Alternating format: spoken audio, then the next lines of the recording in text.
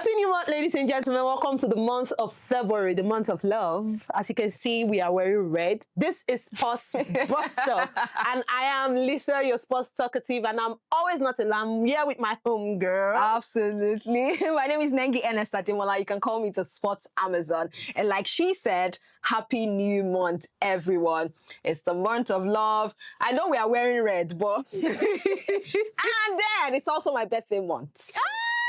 Yay! So it's lots of cake for viewers and all that. So lots of cake for viewers. No go put me for trouble. I don't want trouble. Okay, so it has been a fun-filled weekend from the Australian Opens down to the EPL, where Carlos Alcaraz won his first Australian Open title and 7th Grand Slam, beating Novak Djokovic. Novak Djokovic also made history, losing his first Australian Open final. It was all fun and games from the Australian Opens down to football, where my club, Manchester United, are now fourth on the league table. Very soon, probably we might overtake Arsenal. From where to where, please? No, Wala, we'll get to that. Oh, you of little faith. We'll get to that. So let me ask you. Elena Rybakina defeated Aryna Sabalenka to clinch the Australian Open and her 2nd Grand Slam. Yes. Remember that she met Aryna Sabalenka in 2023. Correct. And she was defeated by Sabalenka to clinch the title. Now, 3 years later, she made a comeback and she defeated same Aryna Sabalenka to win her 2nd Grand Slam and her first Australian Open title. So what do you have to say about that? Yeah, now, talking about the Australian Open 2026, the women's finals first. First off, congratulations to Elena Rybakina. Yeah. She has done so well for herself. In fact, she is the queen of Melbourne 2026. Congratulations to her. And this is her 2nd Grand Slam after the 2022 Wimbledon. Yeah. And another important victory for her that came with this Grand Slam that she has won is the fact that she has now risen to number 3 in the rankings from 5th seed. Now, you also talked about the year 2025, the Australian Open 2025.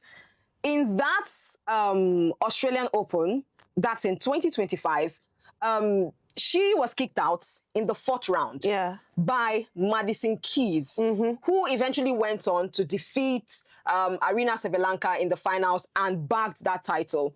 Now, fast forward to 2026, this year, she had a beautiful ride. I'll say that. Yeah. Elena Rybakina had a beautiful Very ride. wonderful ride. I mean, She did not drop a set all throughout the Australian Open up until the finals. actually, She went, she cracked, what's her name now? Iga Swiatek. Yes. In the quarterfinals. She cracked her in the quarterfinals. She went on to the semifinals and she handled Jessica Pegula. Like, it was not even a problem for her. Actually. And then she got into the finals. On the other hand, Aryna Sabalenka also had a beautiful ride. defeating Very beautiful the ride. defending champion, Madison Keys, and coming to the finals. Yeah, like I was saying, she had a beautiful ride. Talking about Aryna Sabalenka, she also did not drop a set At all. Up until the Australian Open 2026, the finals of the Australian Open 2026. And like you said, I think she outsaid Madison Keys. Yes. So she overall had a beautiful run to the finals. Just that upon getting to the finals, it was deja vu. Actually. It was deja vu. Actually. Now, recall we had talked about the Australian Open 2025. Yeah. Madison Keys, Aryna Sabalenka in the finals. Now, this is how it played out. The first set, Madison Keys took it. The second set, Aryna Sabalenka took it. And the third set, Madison Keys just wrapped it up, bagged that Grand Slam title, her very first, if I want to put it, if I want to say that too, her very first. And boom, Sabalenka lost. Coming to the 2026 finals, it was the same thing that played out. Elena Rybakina got the very first set. Yeah. Aryna Sabalenka had to dig deep To get the second set.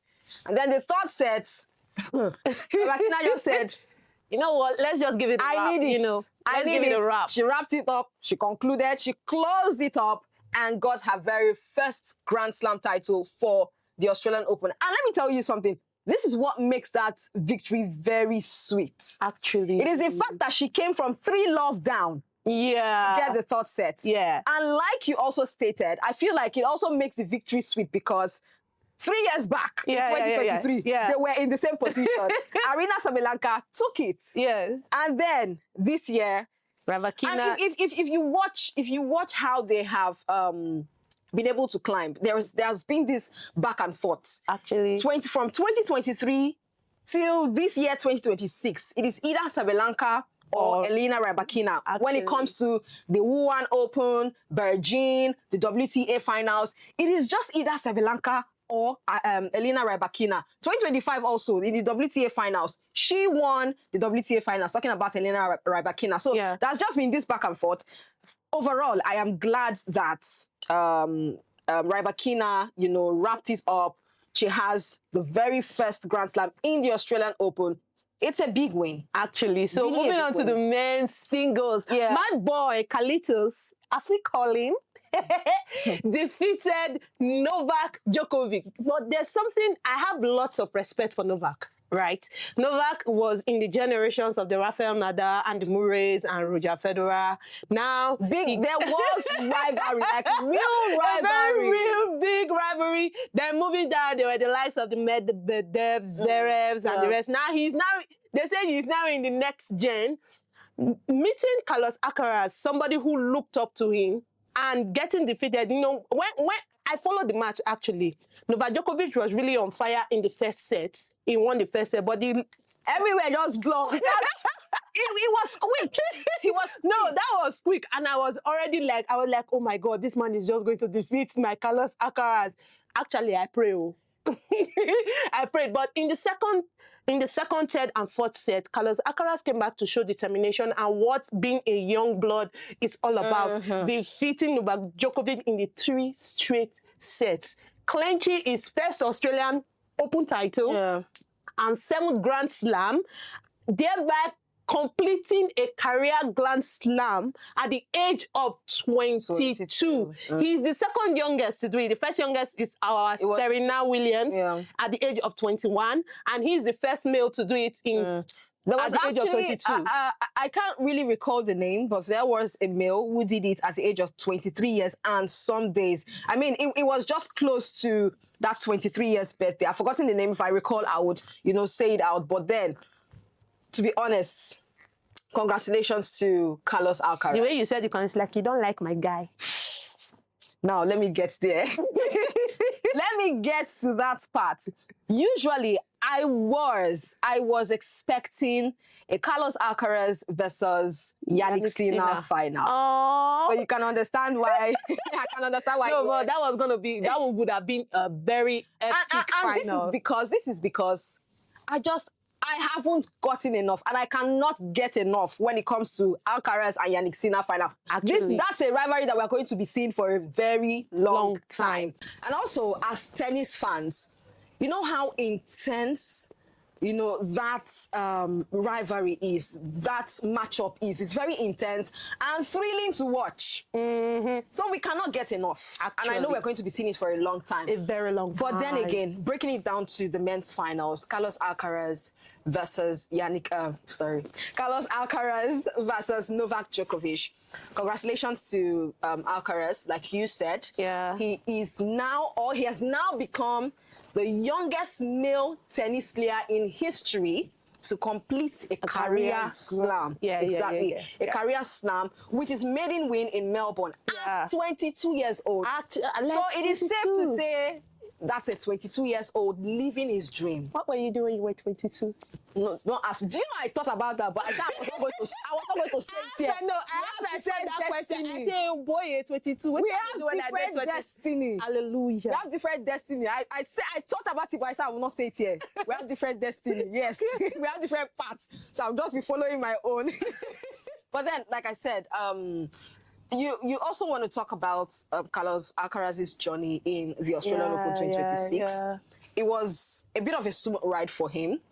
And I know that he played Alexander Zverev, the Australian Open 2025 finalist in the semis. That match was long. Actually. Because he had cramps, he had to take medical 5 hours, 27 minutes, the longest in the Australian Open right now. So it was a lot for him, but he came out of it to face the final hurdle, which was Novak Djokovic. And speaking of Novak Djokovic, what a ride, what a route to the finals. Actually, Novak Djokovic did not drop a set until the third round. What am I even saying? The fourth round. Because in the fourth round, there was a walkover. Yes. Mensik called in and said, oh boy, I know they do again. I'm having abdominal pain. So, you know what? So he had hours of rest. Like exactly. And then when he got, you know the funny thing now, when he now got to the quarterfinals, what's his name? Lorenzo Musetti retired in the third set. Actually. So it was more like a bit of easy passage for Novak Djokovic until when he ousted Jannik Sinner. I felt a little bit of heartbreak. Actually, that Jannik Sinner because like I said, I was expecting Carlos Alcaraz and Jannik Sinner. So I was really heartbroken when Jannik Sinner couldn't make it to the finals. That was also a long game. But Novak Djokovic, you know, came out at last, got the best of Jannik Sinner, and then went on to the finals. Now, the finals. Do you know, I feel like this finals was going to be special either ways. Actually, it was. Because if Novak Djokovic had won the finals, he would have won a 25th Grand Slam. Yeah. Moving away from Margaret Court's record of 24, which he is currently on, which he has currently achieved. Yes. Instead, my guy, Carlos Alcaraz, like everybody now calls him. Yes, because so you all, Carlitos, my everybody guy. now fan of Carlos Alcaraz. So, I mean, he decided that, see, you see this one, Novak Djokovic, please, just kindly sit out. I want to get I want to complete my career slam.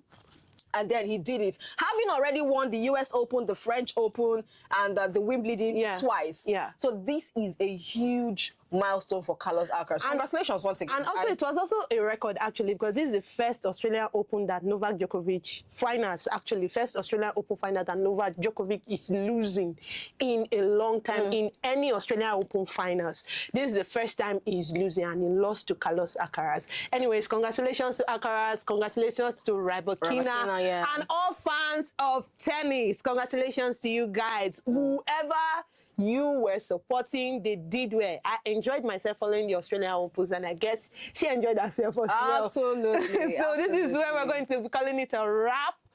Don't forget to like, share, and subscribe, and leave your comments down below. We'll see you in our next episode. Bye, guys.